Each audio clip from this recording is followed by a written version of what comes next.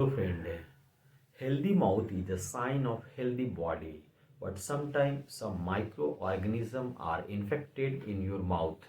Today I am discuss here infection of candida in your mouth. Candida का जब infection आपको होता है और लंबे समय तक ये परसिस्ट करता है तो आप देखेंगे कि जो माउथ है और टंग पे आपको रेड और वाइट पैचेस दिखाई देने लगते हैं। समटाइम आपको ब्लीडिंग भी होते हुए दिखेगा, अनकंफर्टेबल रहेगा, बर्निंग, जब भी आप फूड इनटेक करेंगे तो आपको बर्न फील होगा। तो why the Candida infected in your mouth areas है, तो सबसे फर्स्ट जो रीजन है वो है आपका इम्यूनो कॉम्प्रोमाइज है।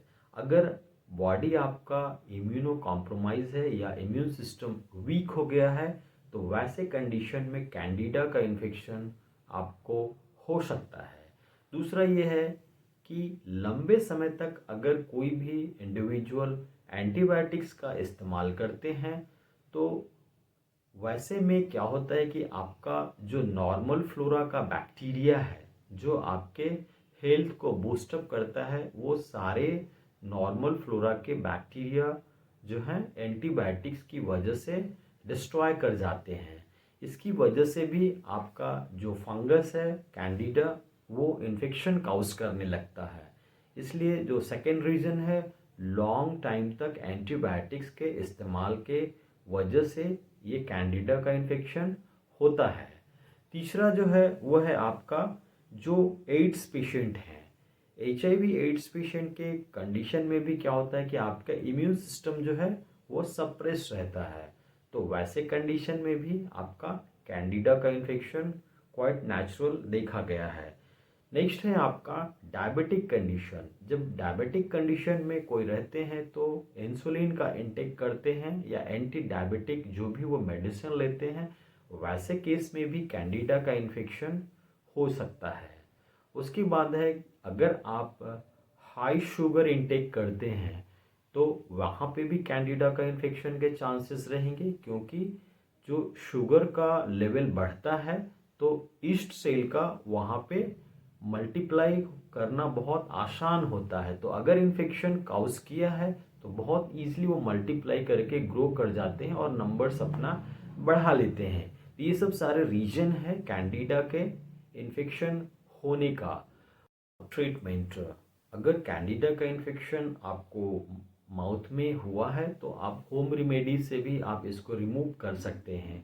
तो सबसे पहला है वार्म वाटर हम लेंगे, उसमें हाइड्रोजन पेरोक्साइड 1% या 2% हाइड्रोजन पेरोक्साइड ऐड करके उसका अगर आप इस्तेमाल करते हैं 2 से 3 बार तो वो कैंडिडा को काफ़ी हद तक हाइड्रोजन पेरोक्साइड का जो आप यूज़ करेंगे वार्म वाटर में उससे वो डिस्ट्रॉय कर जाता है।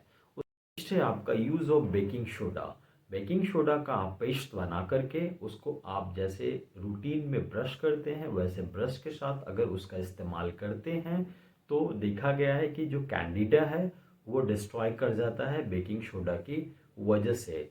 नेक्स्ट है आपका जो टूथ ब्रश आप इस्तेमाल करते हैं उसको बहुत लंबे समय तक आप इस्तेमाल ना करें, क्योंकि समटाइम क्या होता है कि जो आपका ओल्ड टूथ ब्रश है उसमें कुछ कैंडिडा का इन्फेक्शन रहता है और वहाँ से आपका मोड ऑफ ट्रांसमिशन वहाँ से आपको ट्रांसमिट कर जाता है, आपको इन्फेक्शन काउज करता है।